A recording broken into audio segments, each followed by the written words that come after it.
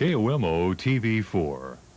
The following is a rebroadcast of KOMO. You're watching KOMO 4 News, the Northwest News Channel, with Ted Warren and Rick Meeder with sports. Now, live from Seattle, KOMO 4 News, Saturday. Good evening. A 3-hour flight to nowhere ends with an emergency landing out at Sea-Tac Airport tonight. Some anxious moments, but nobody was hurt. This Horizon twin-prop plane was towed in about 8 o'clock tonight, shortly after an emergency landing. Everything was fine when the plane took off for Pasco and Walla Walla, but the front landing gear doors never closed. After circling for nearly 3 hours, the attempt to land. The landing gear came down, but they were not taking any chances. Michelle, they just put us in the back of the airplane and came out and explained things to us and told us, what was going to happen if we had to make a crash landing and how to get out of the doors. And we had an assignment, you stand here and you stand here and you do this. And so we all knew what we had to do for an assignment. Lloyd also told me the flight crew was just great during the ordeal. She was one of 20 passengers on board Horizon Flight 2621. Now, most of those passengers took the next regular Horizon flight out of Seattle to Pasco, leaving at 9:15 tonight, 4 hours late, but safe, and with quite a story to tell.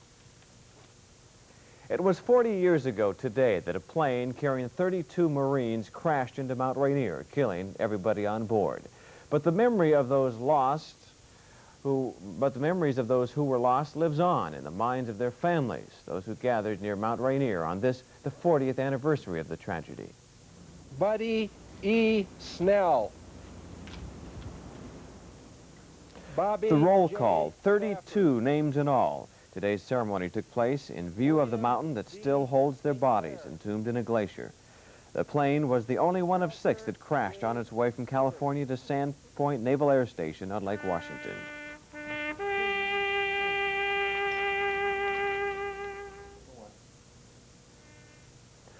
In other news to tell you about tonight, the strangulation death of a Central area woman has Seattle police looking for a murder suspect.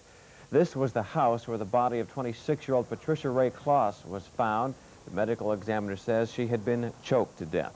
The woman's 1-year-old child was also found in the home, but the youngster was unharmed. A fire in a warehouse in La Conner today brought out members of 3 Skagit County fire districts. The fire is believed to have been started by kids who were seen playing in some cardboard cartons and wooden pallets in a corner of the warehouse. Apparently, only the scrap paper and wood burned. Flower bulbs, which were stored in another part of the warehouse, were untouched. One firefighter suffered from minor smoke inhalation, but nobody else was injured in that blaze. Seafair fever is about to explode. The big race is tomorrow, culminating Seattle's big summer party. But thousands of you couldn't seem to wait and flocked to Lake Washington and the beach around the racetrack today. The boats were quiet, but there was a lot of noise from overhead. The Blue Angels put on quite a show, just a preview of what to expect tomorrow. And don't forget, the floating bridge will be closed tomorrow around 2 o'clock for their show. Most of the Mount Baker neighborhood will also be closed to traffic all day as 300,000 people line the banks to watch the Emerald Cup. Rick Meeder has sports next. Hydromania gripped Seattle, but you're talking about baseball. We'll have Hydros to talk about tomorrow. Tonight, baseball. The Mariners beat the Angels at the Dome. That's right. Mike Moore didn't last long, but the M's were on the ball. We'll have highlights, score of the Hall of Fame game in football. And don't forget, tomorrow it's the Bears and Cowboys at Wembley Stadium. Summer's here, and that means it's time to come out of hibernation. Here's what's happening this week. Neil Simon's Brighton Beach Memoirs is now on stage through September 7th at the Act Theater. A workshop on dream psychology will be held August 5th and 12th at Eastside Mental Health in Bellevue. The Evergreen Classic Horse Show will be held August 5th through the 10th at the Gold Creek Tennis Club in Woodinville. Improvisational comedy is featured in Out of the Blue Summer Vacation, now on stage through August 17th at the Courtyard Theater. And that's what's happening. The Pike Place Market is Seattle's favorite neighborhood. It's people that make the market, the 20,000 people living downtown, mostly low-income and elderly. They rely on the market's clinic, senior center, child care center, and food bank. The Market Foundation raises money for these services and the people who need them. Please be generous. Join the Market Foundation today. The Mariners gave Mike Moore a 4-run lead tonight, but the big right-hander could not stand prosperity, I guess. He fell apart in the 4th inning. Mark Usman had to pick up the slack. He also picked up the win over the Angels. 7-3 the score in front of 16-4. Final game of the series Sunday afternoon. Kirk McCaskill on the hill for California, ahead of Alvin Davis 0-2 in the 2nd. But A.D. finally got his pitch and parked it. Home run number 13 for Alvin. 2 men on for Ken Phelps in the 3rd. McCaskill came in fat and fly away. Phelps ripped it into the right field seats. 4-0 Seattle. But Moore walked the first 2 hitters in the 4th, then gave up back-to-back singles to Gary Pettis and Dick Schofield. Just like that, it was 4-2, and just like that, Moore was gone. Jim Presley hadn't hit a home run in 2 weeks, but he belted a 3-run shot to right in the 5th. That gave Huseman some breathing room. He pitched 4 innings, allowed just 1 run on this home run by Schofield in the 6th. Matt Young pitched the last 2 innings for Seattle, a 7-3 win for the Mariners. Elsewhere in the American League, Texas lost to Milwaukee. The Royals ripped the Red Sox with 11 runs in the 7th. The Twins over Oakland, and the White Sox topped the Tigers. Baltimore on the move in the East, and the Indians beat the Yankees in 10 innings tonight. National League, no change in the West. The Giants and the Astros both won. The Dodgers dumped the Reds. The St. Louis stopped the Pirates. The Mets lead Montreal by 17.5 games now. Also the Phillies, who moved into a 3rd-place tie with a win over the Cubs tonight. Former UCLA quarterback Tom Ramsey rallied the Patriots past the Cardinals in the Hall of Fame game in Canton, Ohio, officially kicking off the NFL preseason.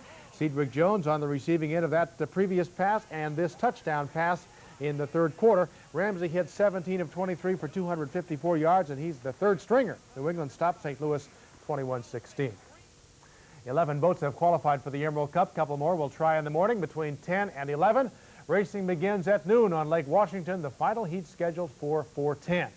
The boat to beat will be the Miller American. Chip Hanauer had the fastest qualifying speed, more than 140 miles an hour. He won here last year when they raced for the Gold Cup, and he's tough to beat in his hometown. But the Bud, the Squire, the 711 will all give a good chase. Here's the draw for Heat 1 at noon. 2 turbines, the Bud and the 711, with Mr. Pringles, Miss Madison, Cellular 1, and Tempest. To be followed by Heat 1B. Hanauer and Tom DeEath hook up again. They nearly tangle in the final heat in Pasco. Kenny Toyota, KAMT AA Auto Parts, and oh boy, Oberto also in that one. Former Seattle golfer Fred Couples still has a share of the lead in the Western Open Golf Tournament. He's tied with South African David Frost at 5 under par, 19 golfers within 5 shots of the lead. Debbie Massey leads the LPGA National Pro-Am by 1 stroke. Lee Elder leads the senior men's event in New York by 4. In soccer, FC Seattle lost to LA 1-0. In fast-pitch softball, Pay and Pack beat Highland, Indiana 5-0. The opening game of that big tournament back in Iowa. Jimmy Moore pitched a perfect game tonight. That's sports. Any predictions about the big race tomorrow? Didn't I just give one? I said Miller will be the boat to beat, but don't count out the Bud, even the 711 if they get it going. Covering your bet there a little bit there. Sure. Speaking of bets, lots of losers and no big winner in tonight's lotto drawing. These are the numbers that came up tonight: 9, 13, 28, 29, 42, and 44. Check closely, because if you have a ticket with 5 of the 6 numbers, you can claim a prize worth $766. Next week's grand prize now grows to $2 million. Still ahead for you on this Saturday night, what you can expect in the weather for Seafair Sunday. And if it's been a little too warm for you this weekend, cool off with some icy arts. Stay with us. You'll love it on Channel 4. Don't miss Monday's show. Famous hypnotist Jim Hoke will demonstrate how hypnotism can change your mind about the way you live. You'll see people do things you just won't believe, and maybe they'll learn to stop smoking and lose weight by going under hypnosis. And I'll hypnotize you with all the latest scoop and scope on your favorite soaps. You don't want to miss it. That's all Monday. You'll love it on Channel 4. You'll love it. On the next Merv Griffin Show, I'm joined by Susan Sullivan. With it. But my father, who I absolutely adored, was an alcoholic. And that kind of a background is very difficult for a child. Metropolitan Opera star Roberta Peters. Why should I feel so sad? Psychiatrist Dr. David Viscott. There are some people who are not worth saving. I'm sorry. Doctor! Following Good Morning America. 88 degrees today, a little hot for hard work perhaps, but a nice preview for race day. Actually, tomorrow will be a little cooler, but do not panic. We should also see plenty of sun. Here's the forecast. Fair conditions overnight. Lows will be around 60 degrees. And tomorrow, Seafair Sunday, some morning clouds thanks to some marine air that's moving in, but otherwise a sunny afternoon. Highs will be in the upper 70s. Winds will be light and variable, and that shouldn't cause too much of a problem for the hydros. It looks like summer may be here to stay for a while. The extended forecast calls for seasonable temperatures and fair skies. We'll keep our fingers crossed. This is great weather for selling ice, but how about carving it? And I don't mean just whittling away, but creating real works of art. It takes a lot of talent, and as KOMO's Mike Conklin discovered today, if you want to be a champion, you've got to work fast. KG Miata likes to say his ice carving is just a hobby. But deep inside, he knows he's an artist in every sense of the word. You don't want to be too precise because it's going to melt in about 5 hours. So you want to make it a little bit rough. Everything you make is a little bit rough figure, then it's very precise to detail. Each cut with a chainsaw, each tap with a chisel can take him a step closer to his goal of becoming the best ice carver in America. And today, Miata, an ice carving teacher at North Seattle Community College, pits his talent against the 20 best carvers from throughout the Northwest. So maybe I would say 20% is really good, and others just starting off to be good. Oh, I don't mind at all. It's one thing, when you make a mistake, you don't remain there forever, and if you make something nice, then people remember that for a long time. And it's good. And now, all Miata can do is watch and wait as his latest creation from the heart vanishes into a fond memory. Mike Conklin, KOMO 4 News, Seattle. But all that hard work paid off because he won. Mr. Miata is now the Northwest champ, and he heads to New York for national competition. Congratulations. Yes, and that's our news to this hour. Thanks for joining us.